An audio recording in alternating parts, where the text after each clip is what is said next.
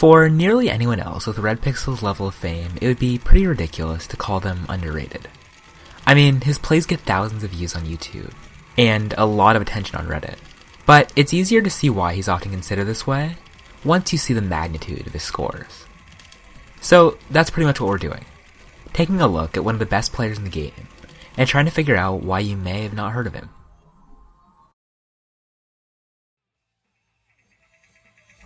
Let's begin with who Red Pixel is as a player. He had his beginnings as an extremely solid no-mod finger control and flow aim player. I say extremely solid because while these skills were both at a high level individually, he was also a beast at tournaments, and his consistency was even good enough to get him a spot in Russia's OWC team. Sadly, during his first year on the team in 2015, they wouldn't make it out of groups. He also didn't get much playtime even in groups, which meant that he had a long way to go. But honestly, seeing as he'd only been playing the game for a little over a year at the time, an OWC appearance was incredibly impressive. And him getting this spot so early on in his career was really just foreshadowing for the legend that he would become. Throughout the rest of 2015 and 2016, he continued to build on his current playstyle and progressed very quickly. This progression was most obviously shown by the next year's OWC, where he'd gone from someone who barely played on a team that didn't make it out of groups to playing nearly every single map on a team which both made it out of groups and only lost to Germany and Poland, which were both teams who would go on to place near the top of the tournament. This absurd improvement showed that what Red Pixel had been doing was clearly working. And yet despite this, towards the end of the year, Red Pixel ended up changing up his playstyle in a way which would become crucial for him to become the god that he is today. And that was that he began to play a lot more DT.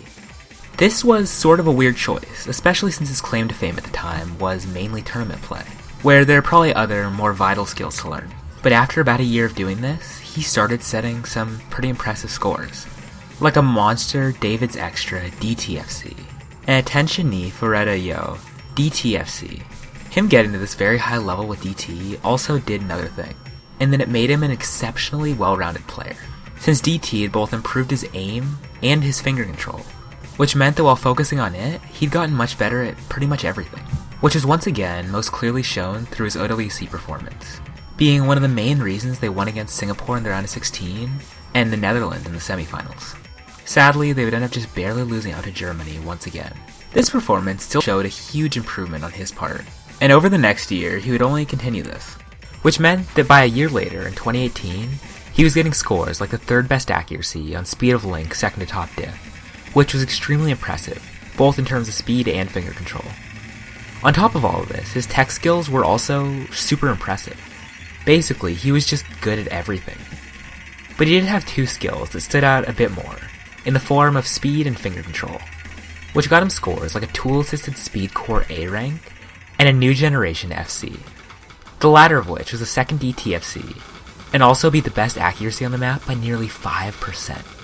This really impressive skill at finger control had probably come from his combination of originally starting out as a no-mod finger control player, and now becoming much better at speed, which gave him the ability to do maps like this that are 230 BPM finger control.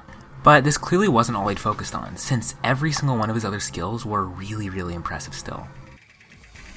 This gave him the ability to set amazing scores, like an FC on Kagare Naki Yume, worth 850 PP if ranked, and at the same time have scores like a Border of Ecstasy DT 700 combo, which is just wild in terms of finger control. And this training arc seemed to finally conclude with his OWC performance that year, where he played out of his mind, being one of the best players in the entire tournament, further cementing just how good he'd gotten.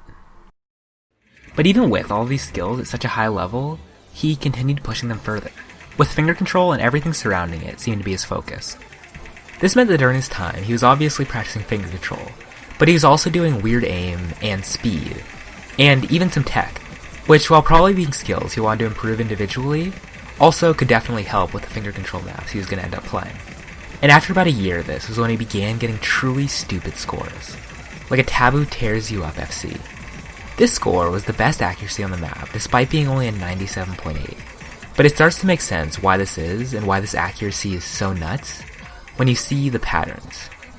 270 BPM repeated triplets after a decently long single tap section, all of which is done through extremely uncomfortable patterns and high object density. Yeah, this score was pretty nuts. and he also followed it with an everything will freeze 1 miss with 99% accuracy, which would still be one of the best on the map to this day. And then he made a play, which really makes it clear that he was emerging as one of the best finger control players in the game. A joint struggle DTFC. This is an inhuman score. It's the best DT score on the map by a large amount, and for a good reason. It has 280 BPM doubles and repeated triples, and then it has this pattern. This also highlights his insane improvement speed, since this is levels of magnitude harder than many of the scores he'd been pulling off just a month earlier. He would follow this with the 5th best accuracy on image material, with a tragic S rank.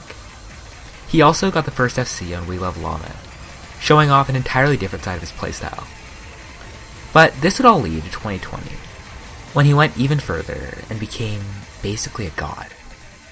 Starting with a Blend S 260 BPM pass, which was the best act on the map by 5%. This is a dumb score, and it was a testament to just how far his speed and finger control had come. And then, a single month later, he set a monolith of play. A score so unfathomable that I still sort of can't believe it. An Over the Flood AR8 FC.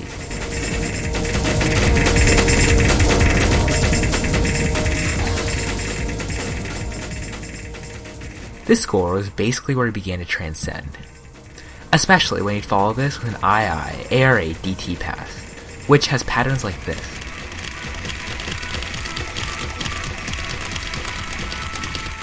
Just insane. Then a Painter of the Tempest FC, then a Tweaker DT 1 miss. All of these were nuts. And going from crazy finger control to speed to crazy stamina, all in only a few months, shows just how crazy versatile of a player he is. After all of this, he would also re-FC Over the Flood, this time without making it AR8.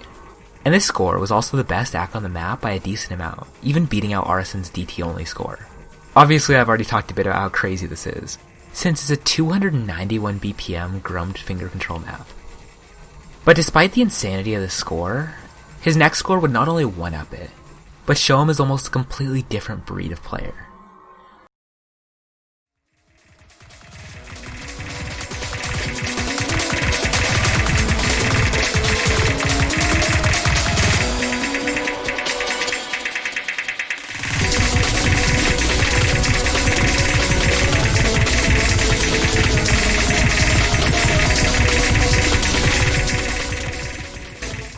There Are No Angels Here DT 7 miss, with 96% accuracy.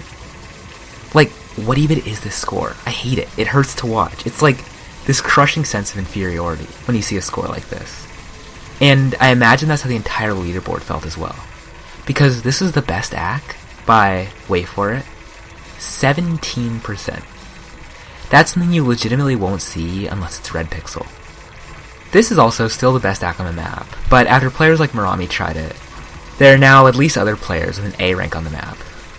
But more recently, he got another one of these kinds of scores, with a Joint Struggle DT 88%. This time, it was the best accuracy by 21%. Once again, until Marami played it, when he only had the best accuracy by 7%.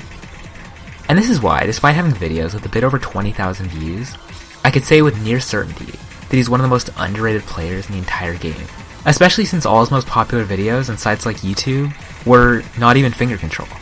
This means that there's a huge amount of people who don't know about one of the best players in the entire game, and the king of basically an entire category. This is sort of perplexing at first, but I think there's a pretty clear reason for it, in that I think the odds are against him. Here's why.